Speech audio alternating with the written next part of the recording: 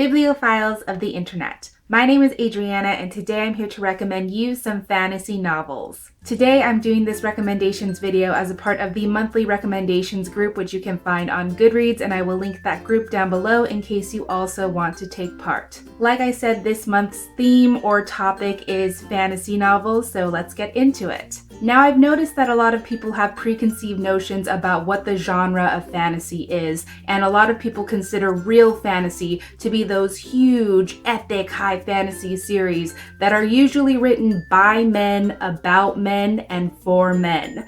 And there is just so much more to life. So keeping that in mind and knowing that fantasy is such a vast and far-reaching genre, I hope I have carefully curated a list of interesting titles, and many of these titles are written by women. The first book is one of the most recent ones that I've read, and that is The Fifth Season by N.K. Jemisin. I just read this book in December and wow, it was incredible. There's so much to it and it's very hard to explain, but basically the story takes place in a world called the Stillness, and once this story begins, the world has actually started to end. But what you realize is that this is not the first time the world has ended in the Stillness. In fact, there have been many of these post-apocalyptic eras wherein the planet and the people are in crisis, and they call these eras seasons, and there have been many seasons in the Stillness, and this is just the start of the latest one. The story is told in 3 different points of view, and the first belongs to a woman named Asun, whose child has just been murdered by her husband because he had forbidden magical abilities known as orogeny. So her son has just been killed and her husband has kidnapped the only child she has left, and Asun is determined to find her daughter whether the world is ending or not. This is a sensational and enthralling fantasy novel that has so much to offer and gets so much right. Everyone in this world is a person of color. One of the main characters is a queer man. There is a visible trans woman, and there is a healthy polyamorous relationship. Yes.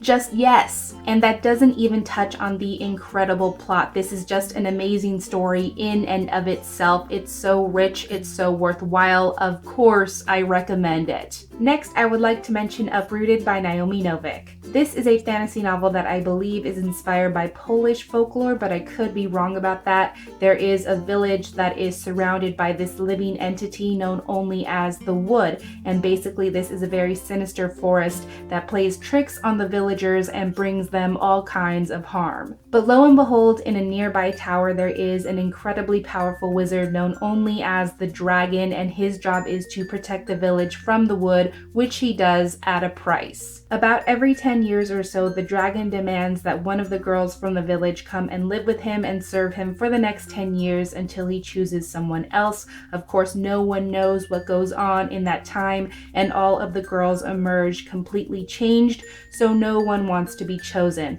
And when this story begins, it is the year of the choosing ceremony, and our main character, Agnieszka, really believes that her best friend Kasia will be chosen, but in a not so surprising twist, Agnieszka is the one chosen instead. So I did a full spoiler-free review of Uprooted, talking about it and why I enjoyed it so much, and I will link that down below in case you want to watch that. But basically, I really love this story. It's such an incredible female-driven fantasy. It focuses a lot on female friendships, and it's all about Agnieszka coming into her own and learning about how strong she really is. So of course, I'm here for that 10,000%. Next up, I have a long-time personal favorite, and that is Finnikin of the Rock by Melina Marchetta, which is the first book in the Lumitere Chronicles. The Lumitere Chronicles is a trilogy of companion novels, and this first one is about the kingdom of Lumitere, which has been massacred and the entire royal family has been slain.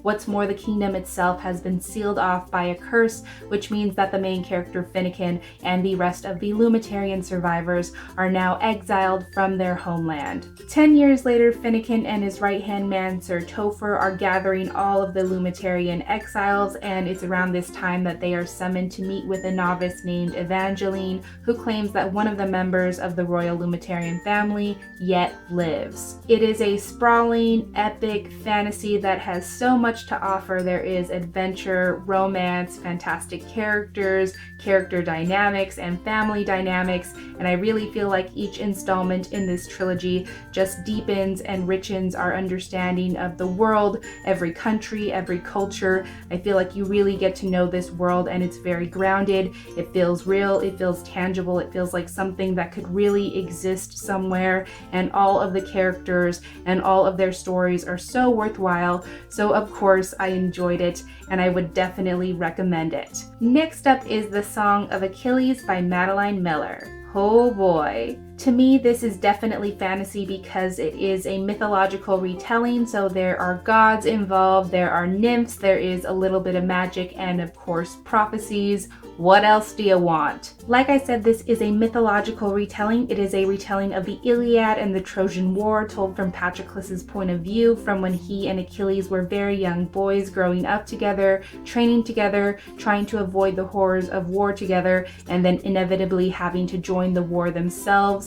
And of course they fell in love with each other somewhere along the way. Y'all know I can't coherently talk about this book because it just means too much to me, but if you are looking for an unforgettable story that is beautifully written, if you're looking for something to devastate you, if you're looking for a story that is cripplingly emotional and that will lift you up and tear you down in the same breath, if you're looking for something that will ruin you for years and years and years to come, then look no further. I have also done a full spoiler-free video review for The Song of Achilles. It's an older video, I'm just warning you right now, but I will link that down below in case you want to watch that as well. Next up, I just have to talk about Fullmetal Alchemist by Hiromu Arakawa. In case you don't know, this series revolves around the power of alchemy, which is basically the ability to alter the natural world. But in order to create something, one must use, give, or sacrifice something else in return,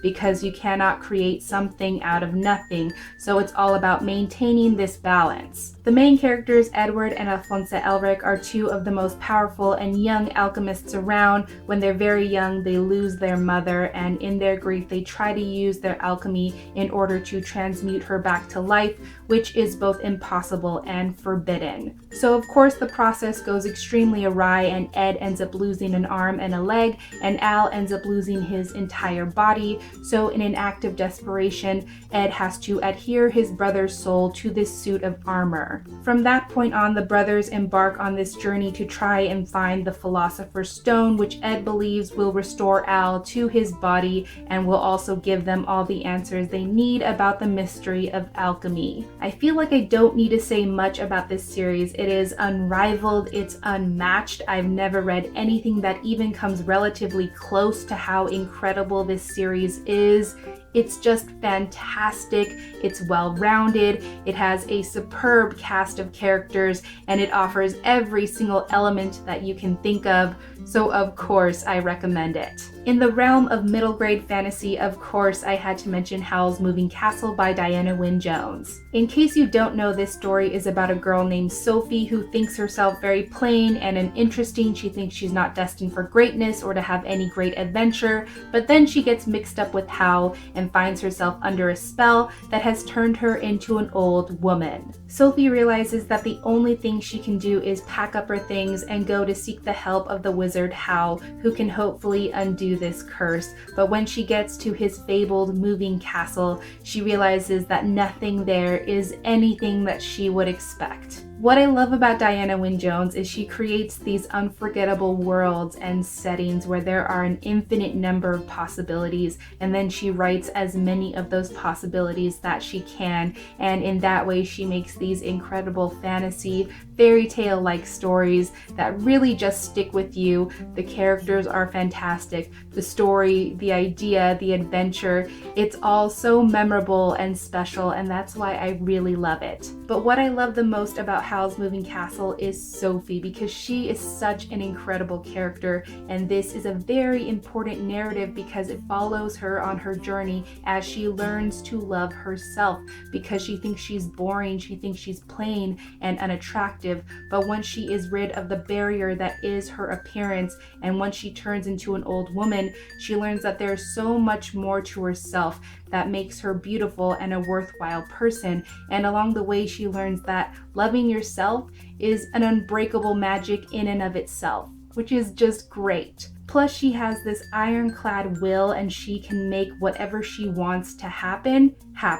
So again, that is just a great kind of magic and so valuable. That's why I love this story so much. Lastly, and also in the realm of middle grade fantasy, of course, I had to mention one of my favorite books in the entire world, and that is The Phantom Tollbooth by Norton Juster. This story is about a young boy named Milo who is just bored and unimpressed with life. One day he comes home from school and he finds a huge present in his living room, so he opens it, and inside he finds a tiny car, a toll booth, and a coin. So he assembles everything, gets into the car, and drives through the toll booth, and he finds himself in a completely different world. This world has two warring kingdoms. One of them is Dictionopolis, the kingdom of words, and the other one is Digitopolis, the kingdom of numbers. There was a time when these two kingdoms existed peacefully and harmoniously, but that was when they were watched over by two princesses named Rhyme and Reason, who have since been mysteriously exiled from this country. So Milo is joined by a crazy cast of characters as he goes on an unforgettable journey to try and restore Rhyme and Reason to this world. The Phantom Tollbooth has pretty much established itself as a children's classic. It is a classic fantasy story, and for very, very good reason. I love this book so much. I have never read its equal. It is truly unique, and what I love the most is that this incredible fantasy world was created from language, from idioms, from turns of phrases. The mind truly boggles. It is so fun. It's chock full of ridiculousness. It's hilarious. It's so smart. And I think it's very entertaining to read. And I think that not enough people have read this book, and that's why it's on this list. So those are the fantasy books I wanted to recommend you today. Obviously, I could have mentioned so many more, but I hope that I've proven that fantasy is a vast genre, that it is all encompassing, that there are so many different types of stories that fall under the umbrella of fantasy. So hopefully I have provided you with an interesting and diverse list of titles. Let me know in the comments down below if you are interested in any of the books I mentioned today, or feel free to pass along some of your favorite fantasy titles, because of course I'm always looking for more. But that is everything I had for this recommendations video today. Thank you so much for watching. I really hope that you enjoyed it, and I will catch you on the flip side of the page. Bye!